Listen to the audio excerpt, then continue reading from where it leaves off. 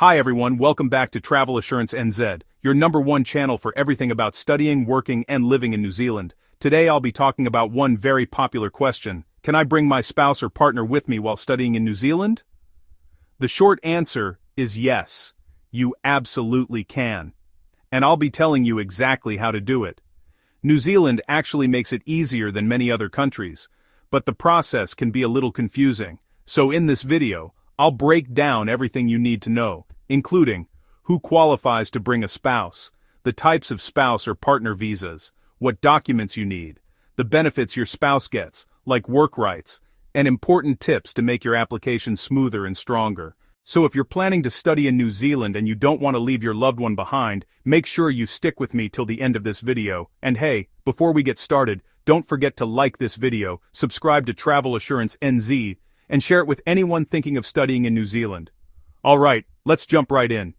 Can you bring your spouse while studying in New Zealand? Yes, if you hold a valid student visa for a recognized program, you can bring your spouse or partner to New Zealand with you. But there's a key detail here. The type of course you're studying determines what visa your spouse can get. There are two main categories of students who can bring their spouse or partner. Category 1, students studying a level 7 or 8 qualification on the green list. If you're studying a level 7 or level 8 qualification in a field that appears on the New Zealand green list, your partner can apply for a partner of a student work visa.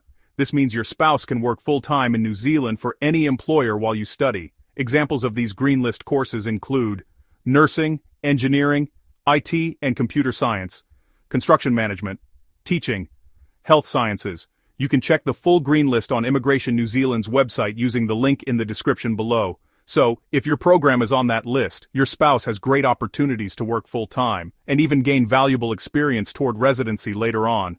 Category 2, students studying a level 9 or 10 qualification. If you're studying for a master's degree, level 9, or PhD, level 10 at a recognized New Zealand institution, your spouse is also eligible for the partner of a student work visa, no matter what subject you study. That means they can work full-time during your studies, just like in Category 1.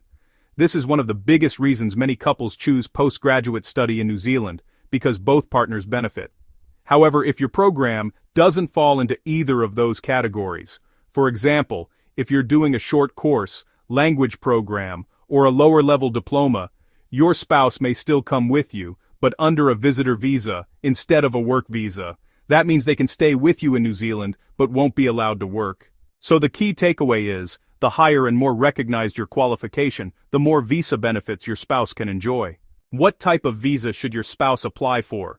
There are mainly two types of visas your spouse or partner can apply for when joining you in New Zealand. 1. Partner of a student work visa. This is the most popular option because it allows your partner to live with you in New Zealand, work full-time for any employer, and move freely across the country. To qualify, you, the student, must be studying full-time in a level 9 or 10 qualification, or studying a level 7 or 8 qualification on the green list. This visa usually lasts for the same duration as your student visa. Your spouse will also get a work visa label in their passport, which means they can legally take up employment. 2. Partner of a student visitor visa. If your course doesn't qualify your partner for a work visa, they can still apply for a partner of a student visitor visa. This allows them to live with you in New Zealand while you study, but they can't work. However, they can take short-term courses or travel freely within the country. It's a good option if your study program is short-term or if your spouse doesn't plan to work right away. Documents required for a spouse visa application. To apply for a partner visa, you and your spouse will need to show that your relationship is genuine and stable. Here's a checklist of what you'll need. From the student, copy of your valid student visa, letter of enrollment from your New Zealand institution, proof of course level to show if it qualifies for the green list, bank statements or proof of funds from the spouse, passport, valid for at least 6 months beyond intended stay, marriage certificate or proof of de facto relationship, evidence of shared life, such as joint bank accounts, shared rental agreements, photos together, communication history, emails, chats, calls, medical and police certificates, especially if staying over 12 months. Immigration New Zealand takes relationships very seriously, so the more genuine evidence you provide, the smoother your application will go. What are the benefits for your spouse? Now let's talk about the exciting part. What your spouse actually gains when they join you in New Zealand. Full-time work rights. If your spouse gets the partner of a student work visa, they can work any job, full-time. There are no restrictions on employer or industry. That means they can build work experience, earn money, and even apply for skilled jobs that may count toward New Zealand residency later on. In some cases, this can be a strategic pathway. Your spouse works full-time while you study, and together, you plan for residency after graduation. Dependent children benefits. If you have children, they can also come with you under the dependent child student visa. That allows them to attend New Zealand primary or secondary schools as domestic students, which means no international tuition fees. That's a huge financial advantage for families. You can learn more about that on Immigration New Zealand's website using the link in the description below. Financial and emotional support. Having your spouse with you can reduce stress, boost focus, and make your study journey more balanced. Plus, your partner can help share expenses by working, making it easier to manage rent, transport, and daily costs. Step-by-step process to apply for the spouse visa. Let's go through the process from start to finish. Step 1. Student applies for a student visa. Before your spouse can apply, you need to get your student visa approved first. This shows that your study plans are legitimate.